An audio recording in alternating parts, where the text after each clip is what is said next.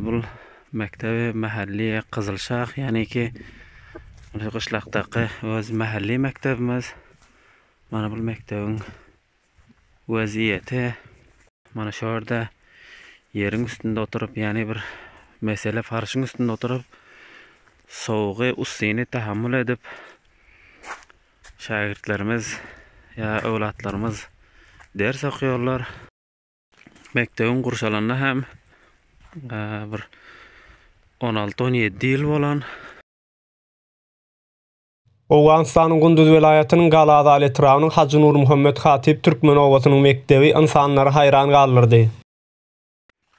Haskeppeler kurşalan, haskeppeler munam her ýyl mälimler ýylda bir 5.000-6.000 masraf edip mälimler gurşy. Haskeppelerden gurulan mektepde jemi 6 sınıf bolup çağalar gışda şol mekteplerde okuýar diýilip aýdylýar. Bu ýylyň gyşy gazaply gelmegi sebäpli keppe sınıflarda sapak geçilmendir.